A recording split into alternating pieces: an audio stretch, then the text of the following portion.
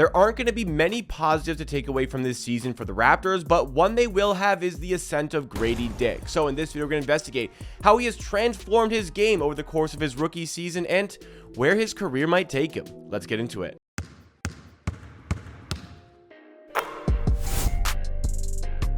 Welcome everybody, this is Amateur Hour Sports, the YouTube channel that's dedicated to Toronto Raptors news coverage and analysis in videos just like this, but we also do live stream watch parties for Raptors games. Yes, even these Raptors games we get through the tank for the rest of this season. So if you like what you see from today's video, then make sure you do hit the like button and subscribe to the channel, because not only do you get all that great Raptors content, when this channel hits 17,000 subs, and we're getting very close to that milestone, 2 Raptors jerseys are going to be given away into the community. You can get yourself ready for that giveaway by subscribing to the channel. But today it's all about Gradey Dick. And yes, the Raptors, they're struggling. They're losing a lot of games, and they are certainly tanking on their way for the rest of this season. But one positive that has come out of this tank situation is the play of Gradey Dick, and most notably, the Raptors are now allowing Gradey Dick to get even more minutes on the floor and even more starts on his resume, which really are going to help kick him on. Yes, the Raptors have committed into a specific direction. You can go back to my previous video for more information on my thoughts regarding the tank, but we've accepted it. The Raptors are focusing on the draft. They're going to try and get the best possible position in the upcoming draft in the hopes of retaining their pick that is top 6 protected, sent over to the San Antonio Spurs at the 2023 NBA trade deadline. And over the course of this tank, there's going to be players missing the games. And Scotty Barnes, Jakob Poeltl, already out injured. So Gradey Dick is getting a ton of game time on the floor, and he is using it to his advantage, and he is showcasing his stuff. Gradey Dick has really been playing well for the Toronto Raptors even before the tank became a thing here, and the Raptors were resting players. Guys were injured on the team. Gradey Dick was really kicking on in his rookie season here and was knocking on the door, in my opinion, of grabbing that shooting guard starting spot for the Raptors. I would have put him in ahead of Gary Trent Jr., but Darko seemed to be content overall with the flow of the rotations, the fit with Gary Trent with the starting 5, and Gradey Dick's fit with the bench unit, whatever it may be. I really felt as though Gradey Dick was making a case to start for this team, and now, there really are not a ton of players available, so he's one of the best 5 players. Therefore, he's starting a ton of games and using it to great avail. Just look at Gradey Dick's statistics over the course of the last 11 games. These are the 11 games that have transpired since the All-Star break for the player. He's putting up impressive figures overall, averaging 11 points per game here and 3.3 rebounds, 1.5 assists. That's not really what we're concerned about here. We're concerned about the efficiency numbers that were giving him problems to start the season.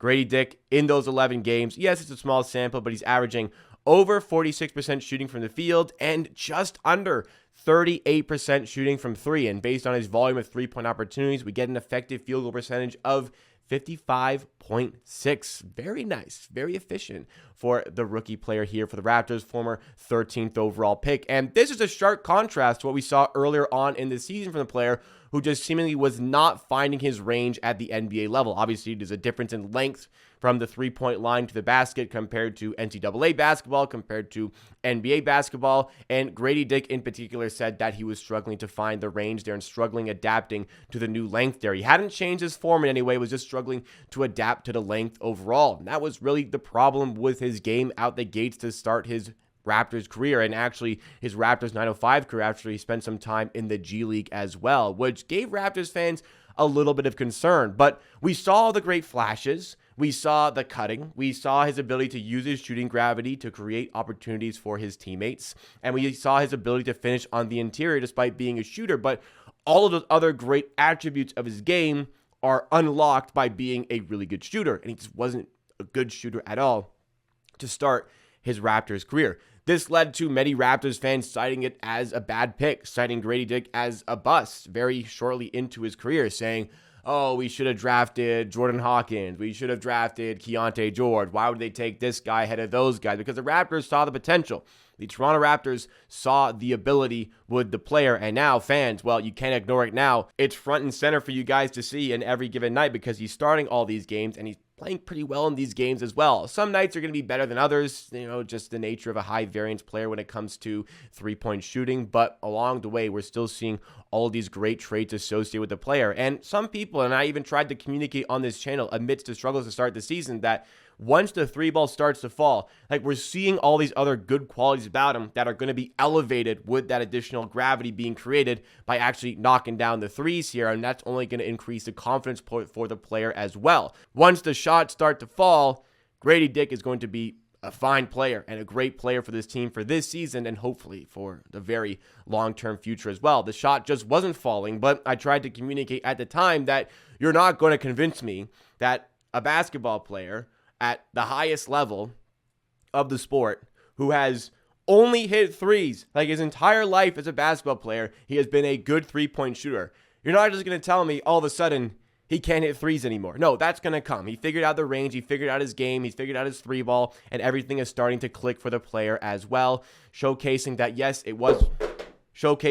this was a good fit for the Raptors, and showcasing that, yes, this was a good draft fit because this player is talented and, again, fits really well inside with this team here. So we look at the core going forward as well for this Raptors team.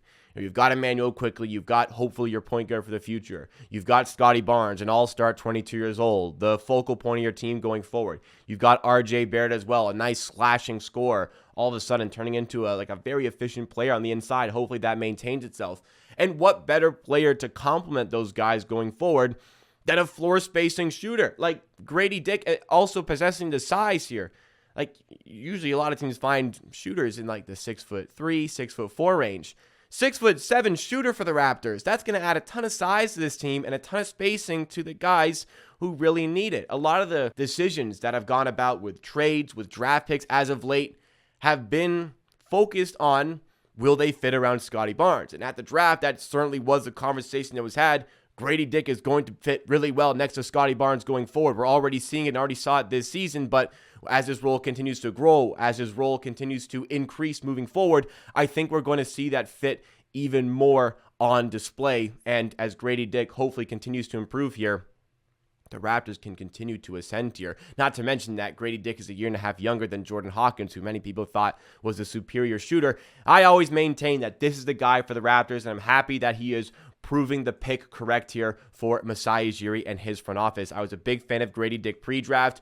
Big fan of Gradey Dick now as well. I've actually got his jersey on the wall just over here. Happy to have that one. And a nice little investment piece as hopefully this player's stock continues to grow and grow throughout his tenure with the Raptors. But again, not a lot of positives are going to be taken away from the rest of the season. The Raptors are going to be losing a ton of games here. They don't have necessarily the easiest schedule on the way as well. It's like right around middle of the pack in terms of the difficulty remaining on the schedule for the Raptors. But it seems like every other game, it's either RJ Barrett or it's Emmanuel quickly that are not going to be playing. Gary Trent's been out as well.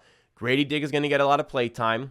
Some games, yes, are going to be better than others, but we're really starting to see things click for the player as he grows in confidence, as he grows in ability, hopefully fills out a little bit and even improves his defense even more because it's gotten a lot better than where it was to start the season. This is a really talented piece moving forward for the Raptors, and there is a lot of signs that trend say that this is going to be a starter for the Raptors going forward. And honestly, I would have made him a starter already this season, even with the team at full strength. But would you have done the same? And what do you think Gradey Dick's potential is for his Raptors and NBA career? Give me your thoughts and opinions in the comments down below, because that's it from me today.